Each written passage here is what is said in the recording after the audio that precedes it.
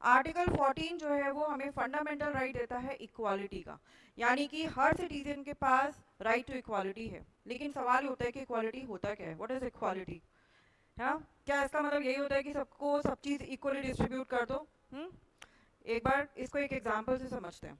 देखिए, for an example, 3 बच्चे हैं, एक के पास 2 चॉकलेट है, एक के पास 5 चॉकलेट है और एक के पास 1 चॉकलेट है। आपके पास 7 चॉकलेट्स हैं। It is you who has to do the equality. आप क्या कहते हो, सबको इक्वली डिस्ट्रीब्यूट कर दे एक बार? चलिए करके देखते हैं। चलो सबको करो, इसको 2 दिया, इसको 2 दिया, इसको भी 2 दिया। 7 थे तो इसको, इसके पास कम था तो हमने चलो इसको एक और दे दिया। ठीक है, बोनस। ये 4 हो गया, ये 7 हो गया और ये 4 हो गया। नंबर्स तो अभी भी अनइवन है, इक्वालिटी कहाँ हुआ? अब आप कहो मैम पीछे वाले आगे तो आए, आगे आए तो क्या हो, तो भी तो वो पीछे रह गए। ये इक्वालिटी नहीं होता, दिस इज नॉट इक्वालिटी। और आर्टिकल 14 भी इस तरीके की अर्थमेटिक इक्वालिटी की बात बिल्कुल नहीं करता है। It talks about the substantive equality. Now what is the meaning of substantive equality? देखो, इसको इसी एग्जांपल से समझो। आपके पास 7 चॉकलेट थे तो आपने क्या किया, आपने इसको तो दे दिया 3 चॉकलेट और इसको दे दिया 4 चॉकलेट। तो यहाँ पर इसके पास भी 5 चॉकलेट हो गई, इसके पास ऑलरेडी 5 थी और इसके पास भी 5 हो गई।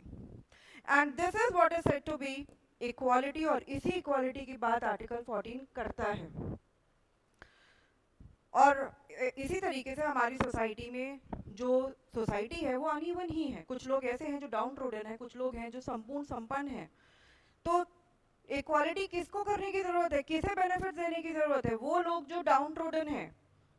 तो benefits may be in a form of reservation, may be otherwise किसी और फॉर्म में भी दिया जाता है, बहुत सारे फॉर्म्स में दिया जाता है। सीट रिजर्वेशन दे दिया, ट्रेन में, बस में सीट रिजर्व होती है वुमेन्स के लिए। क्यों? क्योंकि वो रिक्वायर्ड है to do the equality. Otherwise also बच्चों के साथ कुछ प्रीफरेंशियल बेनिफिट्स दे दिए, बड़े बुजुर्गों को कुछ प्रीफरेंशियल बेनिफिट्स दे दिए, डिसेबल्ड लोगों को दे दिया। ये वो सोसाइटी में क्लासेस हैं जो कि किसी ना किसी फॉर्म में इन्हें अपलिफ्टमेंट की रिक्वायरमेंट है, इसलिए उनको बेनिफिट देके हम ऊपर लेके आते हैं ताकि सभी लोग सेम फुटिंग पे आ पाए। And this is what is the meaning of equality under article 14।